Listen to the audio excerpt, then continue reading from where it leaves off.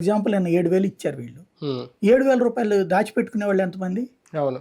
Labour దీన్ని ఖర్చుగా పెడతారు. అంతే రొటేషన్ అయిపోద్ది అమౌంట్. తినటానికో లేకపోతే గనక ఈయన ఏవో కొనుక్కోవడానికో, కొనుక్కోవడానికో ఏమిటి. పిల్లలకైనా ఇవ్వడమో, హ్మ్. మనవాళ్ళకి మనవరాళ్ళకి ఇవ్వడమో ఈ డబ్బులు చేస్తారు. హ్మ్. అది వాళ్ళేదో కొనుక్కుంటారు బయటికెళ్ళి. అంతే. అవును. ఏ బట్టలే కొనుక్కుంటారా, ఏయని కొనుక్కుంటారు. కొన్నప్పుడు అది రొటేషన్ అయిపోతుంది. ఈ నెల జీఎస్టీ మీకు ఆటోమేటిక్‌గా పెరుగుతది. పెరిగి రిటర్న్స్ చూపెడుతుంది. పెరుగుతాయి. హ్మ్. ఇది ఒక ఆస్పెక్ట్. హ్మ్. రెండవ ఆస్పెక్ట్ ఏంటంటే అప్పులు చేయటం. హ్మ్. అప్పులు చేసినే ఇవ్వాలా? మరి ఇప్పుడు మనం చేసిందేంటి? హ్మ్. 7,000 కోట్ల రూపాయలు ఇప్పటికి అప్పు. హుహు. ఈ 16 రోజుల్లో. హ్మ్. 2,000 కోట్లు లాస్ట్ మంత్, ఇవాళ మంగళవారం 5,000 కోట్లు. హ్మ్. 7,000 కోట్లు అప్పు చేయకుండా తప్పిందా? అదే కదా. హ్మ్. అప్పు చెయ్యకుండా పోనీ జగన్మోహన్ రెడ్డి అప్పు చివరి దాకా కూడా చేశాడు. హ్మ్. వీళ్ళైనా చేస్తారు. హ్మ్. లాస్ట్ ఎలక్షన్ తర్వాత కూడా చేశారు. కాకపోతే ఫ్యూచర్‌లో ఈ అప్పులు తగ్గించుకుంటూ హ్మ్. ఆదాయం పెంచుకోవడం అన్నటువంటిది మేజర్. హ్మ్.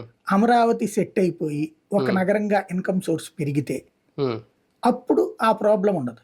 బట్ ఇక్కడ ఇవ్వాల్సినటువంటి సంక్షేమ పథకాల డబ్బులు అంతకంటే ఎక్కువ ఉంటాయి. హ్మ్. ఇప్పుడు సంపద వెంటనే రాదు కదా క్యాష్. అవును. అవును. అదంతా వచ్చేటప్పటికి వచ్చేసిన సంపద మన చేతుల్లోకి రావడానికి కొంత టైం తీసుకుంటుంది. ఇక్కడికి మన కంపెనీలు పెట్టాలా, ఇండస్ట్రీస్ రావాలా, ఇవన్నీ రావాలా సంస్థలు. వాడొచ్చి పెట్టి వాడు ఇక్కడ పన్ను కట్టి చేస్తే హ్మ్.